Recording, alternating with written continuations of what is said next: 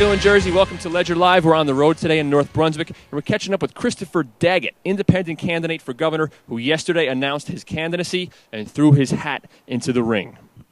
All right, we're here with Chris Daggett. You announced your candidacy for governor yesterday, independent. Interesting to have an independent candidate in the race. Why are you running? What is your problem with the way things are being run right now? What's your problem with the Corzine administration? Basically, I think the political system is broken. I think that neither party has demonstrated an ability or a willingness to step up to the tough issues that face the state.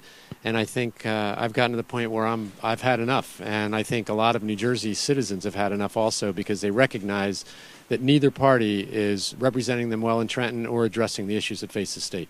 What are the biggest issues? Obviously, we're in a major budget crisis. Is that what you see as the biggest issue right now? And the spending? You talked a lot yesterday in your press conference about runaway spending. Yes, I think that spending is a major issue in the state, if not the only issue at the moment. Obviously, the economy is a big factor, but the economy is linked directly to things like our budgets. And our budgets are basically come to a point where at the local level, whether it's municipal government, school districts, county government, state government, all of them have gotten to a point where we're having a great deal of difficulty with trying to get our costs under control, and particularly in the area of personnel costs. What would you cut? Unfunded liabilities we have to address. We have to address questions associated with pension benefits, health care benefits, aid to municipalities, aid to education. So much of what you're talking about now and what you talked about yesterday in your press conference, these 3%, 4%, 5% raises that are given at the local level, those are locked in collective bargaining union contracts. What can you do about that?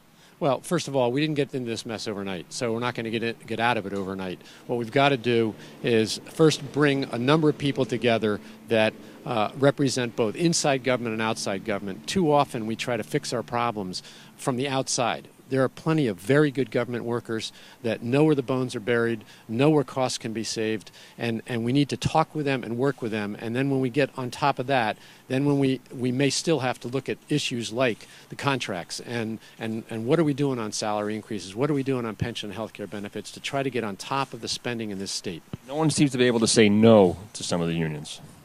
True. That's been historically the case. But I also think I'm not sure that people have talked with the unions enough and tried to engage them in the question. We need to have... Corzine is trying to engage them right now. Furloughs, and 2 days of furloughs, and he's in court with the court.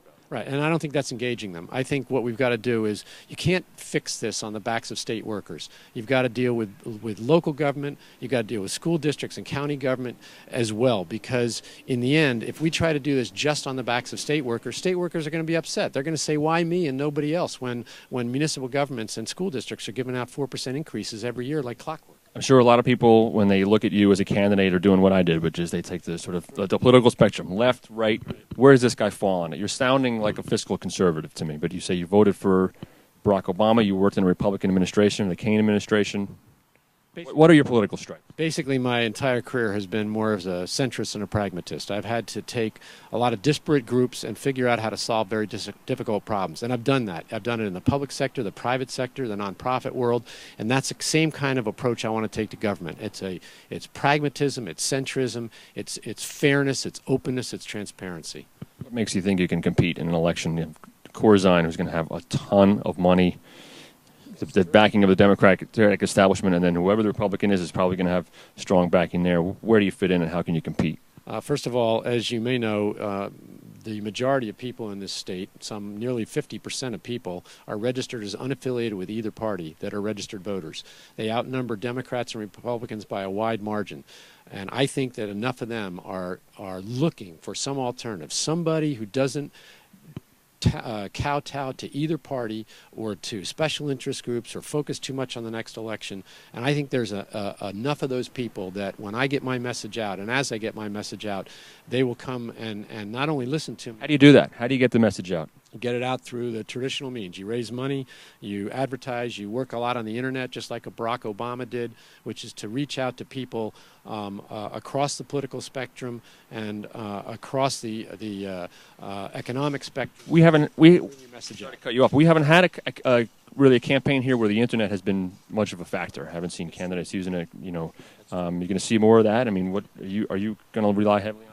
Yes, I mean that's a factor absolutely in today's day and age of political outreach between internet and Twitter and Facebook and all YouTube. There are many ways now that people communicate and interact with one another. We're going to take full advantage. You think there's a little more room for that technology allows a little more room for an independent candidate like yourself to get your message out there? Absolutely, because it allows you to bypass the party structure, which has always controlled elections in New Jersey, either the Democratic side or the Republican side.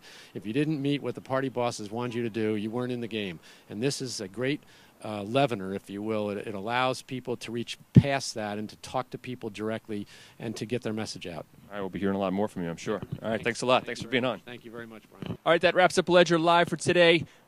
Keep watching Ledger Live for much more campaign coverage as this race continues through the summer and into the fall. We'll be trying to track down all of the candidates, as many as we can, from the big to the little, from Corzines to the Uncle Floyds.